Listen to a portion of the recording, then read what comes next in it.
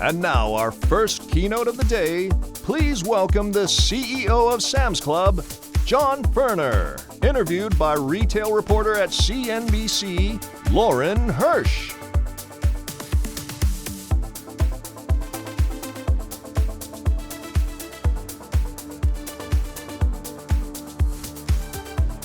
All right.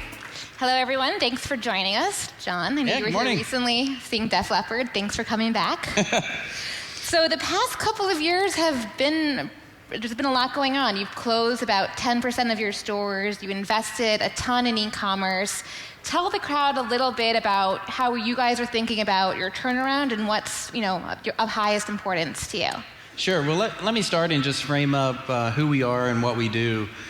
Sam's Club is in the United States. We've got a retailer. We've got about 600 locations. We're a membership format.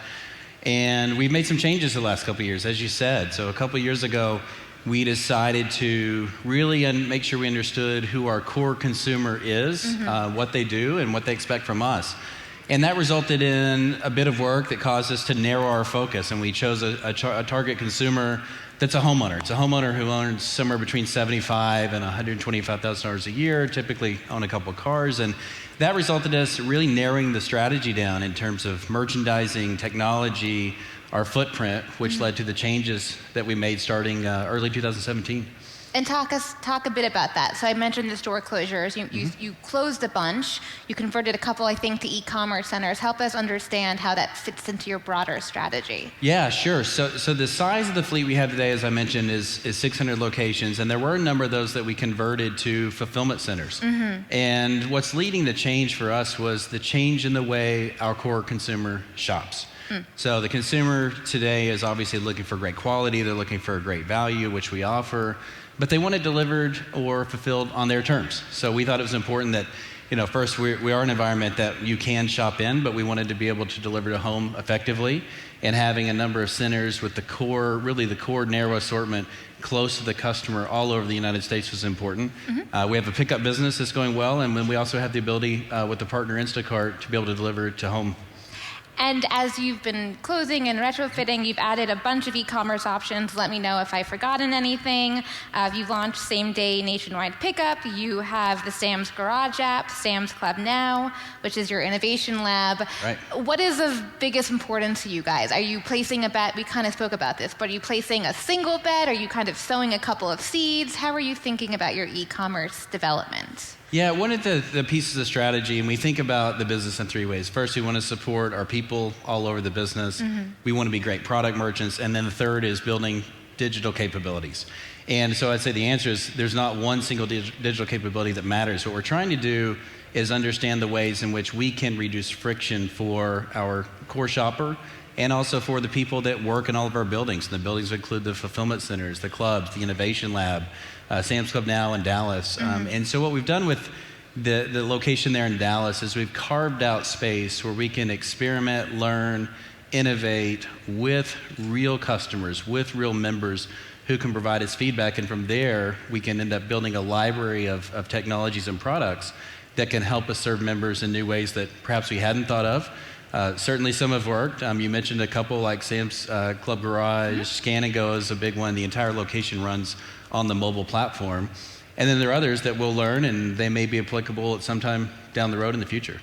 Is there anything that so far has stuck out from the innovation lab that you're like, well, that surprised me. I didn't expect that. That was something new and interesting. Yeah, a couple things. The use of augmented reality inside the lab has been great. Consumers are looking for more information now than they've ever had before. One of the things we were talking about earlier is, what's most important to a consumer? And when you're thinking about us, it's our consumer today, including all generations that shop with us. They have more access to information than they've ever had before. And gaining access to that information is important. And what we did in Sam's Club Now with augmented reality helps make getting to the information about the product, where it came from or how it was made, or the recipe, we make it fun, and then we therefore empower a consumer to get to exactly what they're looking for. And maybe you can tell, for those of us who don't know, a little bit about what your augmented reality approach is and the options that are in Sam's Club or will be in Sam's Club. Yes, we have a variety of things. In our core app, if you want to look at furniture and place it in your room, you can do that and decide if you think it would look great.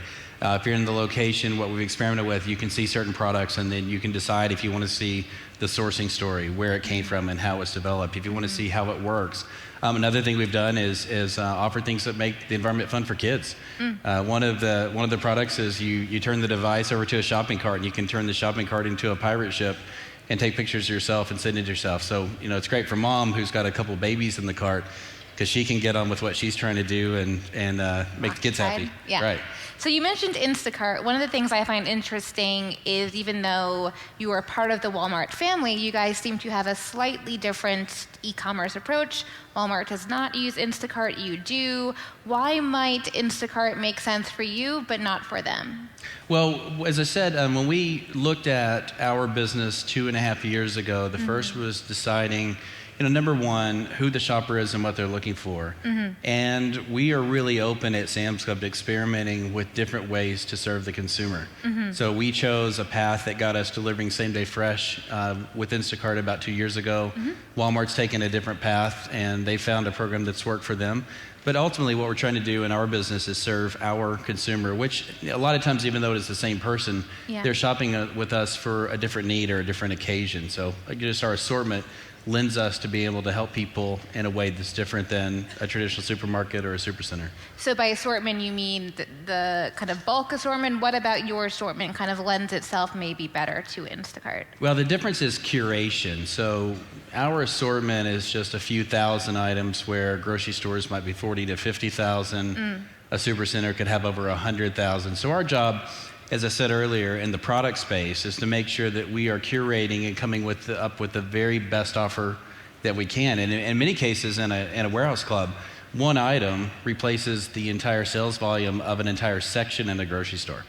So we've got to make some choices and narrow down. The complexity when you're a merchant in a club is you can't start with 4,000 to 5,000 items and get down to 2,000. You've got to narrow the assortment down to 40 or 50 items to carry the weight for the entire category. So these people, they're experts, and we've done a lot to invest in our merchants so that tenure is high. They've got the time to learn and the tools to develop so they can build the very best recipe or find the very best product from anywhere in the world that would satisfy our consumers' need.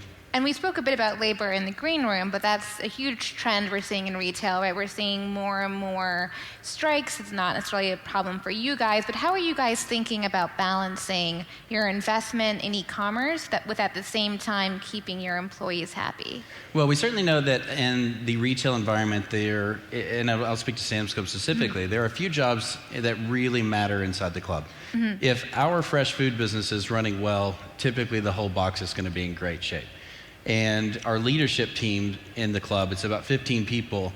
Each of those positions are extremely important. So what we've done with technology and the apps that you mentioned and others that you wouldn't see that replace some of the work that's off the sales floor is we use the applications to augment the work, to improve productivity. And as a result, this last year and over the last few months, we've been able to invest in the key roles in the club, because a member who comes in and meets someone, I was telling you earlier, a gentleman named Jose who runs the meat department in Wichita, Kansas. When I try to talk to Jose for 10 or 15 minutes, it's hard to have a conversation with him because members come up over and over and say, Jose, it's great to see you. Can you help me with this? Jose, can you do this? Jose, what's new? And those relationships, they still really matter in the personal connection and the sense of community that you can get from shopping with someone you trust. It's still really important. So we're using these ways to augment the work and replace some of the things that people don't like to do. And then we're taking the gains from productivity to invest back in our people. And how do you deal with retraining, or simply saying, hey, I know you've been working here for X amount of years. For some people, it's a long time. We're beginning to do things quite differently. How do you deal with that potential culture clash? It's a great question, and it's one of the tougher things that we do. We find usually, 2/3 to 3/4 of the associates we have that we ask to move to another job, they do. I ran across someone in South Dakota a couple weeks ago, a young lady. She'd been the personnel manager for the last 20 years. And she has now moved into the club pickup team. So when you look at the total numbers of people per club, it's actually about the same, and in some cases, it's actually higher because we have more pickup people now than we've ever had before. So the total number of jobs has remained about the same, but the work has changed. So one of the retailers we have not yet mentioned is Costco. They've kind of notably not paid so much attention to e-commerce, but at the same time have a huge e-commerce business. Must be nice. They have spoken a little bit more about investing more in that space. So how concerned are you about that? Well, what we try to think through each and every day with all these decisions is, where are our members going in the future? And I don't know that any of us know the answer to that specific question, but we do know that members love to be able to get access to things with the least amount of friction possible. So I mentioned before, between our pickup business, the Scan and Go application, which we think can work as a platform for the entire business, our direct-to-home business and other capabilities, we've got the ability to serve a consumer any way they wish to be served. Now, some of those are growing faster than the others. The mix and the cost of it is always something to keep in mind. We're a membership club, so we make our profit from selling memberships into the building. So we have the ability to mix things out pretty well, and we think we're well positioned to be nimble and get ahead of the consumer. And that's really what we stay focused on. So does that mean essentially kind of head down, stay focused on your mission and let Costco do what they want, or does that mean kind of watch and see and potentially react to changes they might make? Well, we have great competitors all over the country and all over the world. We were talking about it earlier. There's inspiration that comes from inside the U.S. We also look to other markets. Places like China and India are innovating extremely fast in different ways than ever before. I lived in China for 3 years, and the pace of change is something that I had never seen before. So we're constantly looking all over the world for changes in the competitive environment. Certainly say, yes, we do work on the inside and think about it, but our job is to move faster on the outside than others are moving. That makes sense. And I was talking to someone, I think yesterday, about, said I was interviewing you, and he said that his question was, it was his theory that your category is less amenable to delivery because it's better to get someone in your store because it's kind of a treasure hunt experience, and you're more likely to buy the more that once you're in the store. That's probably true for retail as a whole, but maybe even more so in your space. I'm curious if you agree or disagree with that theory. I think that certainly you love for people to experience both channels. I think in the environment there is a treasure hunt element in things like seasonal food.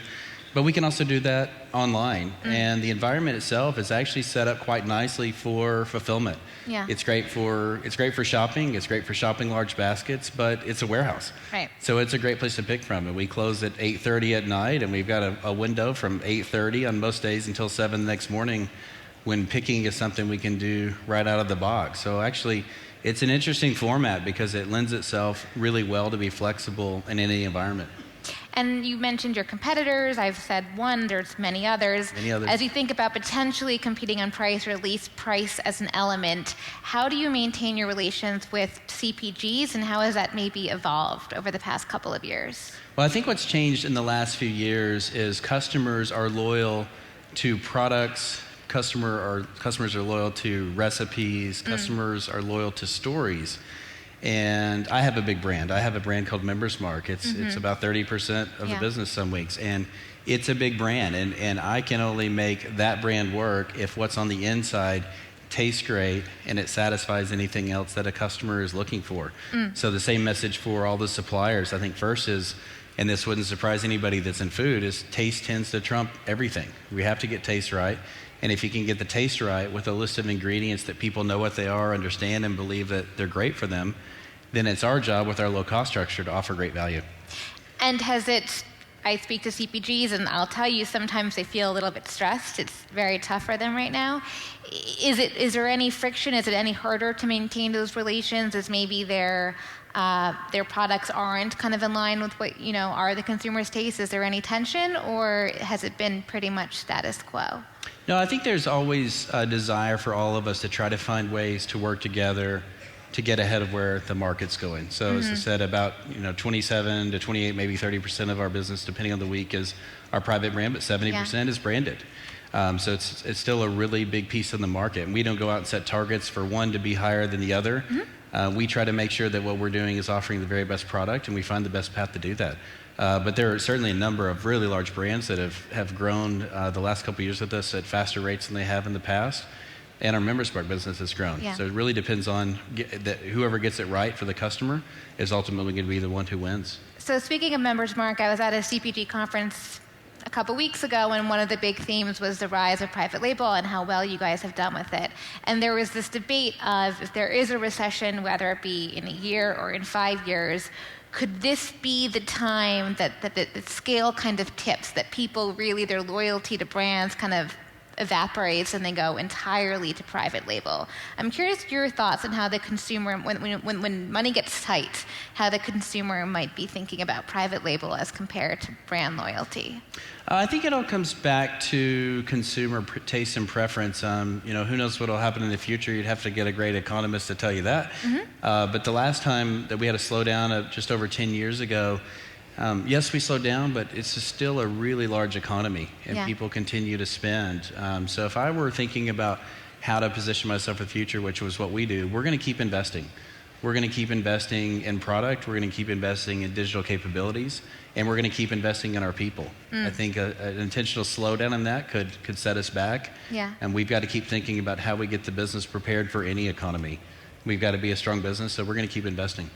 And so, but is the thought that a slowdown could be opportunity for private label? It would kind of make sense that would be, there could be an uptick in that. Probably depends on the consumer. There's so many different consumers in different positions financially across the country. It may be one answer for one group, it may be different for the other. But again, if I'm selling food, the thing I constantly remind myself always is taste trumps everything. It has to be great food. And we touched on the slowdown, but one of the things we at CNBC are always asking people and always paying attention to is, are you seeing any signs of a slowdown? What is the current state of the consumer? Now, I think the consumer's healthy, and what we're seeing across the business in a number of places is people continue to buy at the middle and trade up. I look at categories, and I've said this before, I always watch categories like in our meat department. I watch for shifts between the different types of protein. And when Ed Romero, who runs our fresh food business, reports on a weekly basis that seafood is growing faster than the rest of the categories, it tells me something about the health of the consumer. And it's just one data point. But when people are trading up to premium products, it tells you that people feel pretty good. Our prime beef business is going really well. Our choice Angus beef business is going really well. And there are a number of other categories that you could look for the same sorts of analogies in, but the trade-off into premium products tells me that the consumer's feeling still pretty good. And on the flip side, are there products beyond kind of not upgrading to premium? Are there products you find the consumer tends to veer towards when the economy maybe begins to slow down? Like, is there a certain... I think it's just the inverse of what I was describing. There are just certain categories you can see the mix in. But you also have to be careful that when something changes in a category, it may be because of something that we've done. Right. So you've always got to think through, as in a retailer, there's so many small changes, whether it's a change in pricing or the commodity price has changed or the assortments change. So you try to really clear the noise out. We use data to get through trend changes that we see, because we know every member's purchase history. We can watch and see if it's an individual change or group of people have changed, and that can tell us if something's going on with the consumer, if it's something that we've done internally. And we've talked about your efforts at a turnaround, and they seem to be successful, but at the same time, over the past couple of years, one of the questions that will every now and then pop up is, does it make sense for a Walmart and Sam's Club to kind of live independently? That hasn't happened. It doesn't seem like it's happening anytime soon.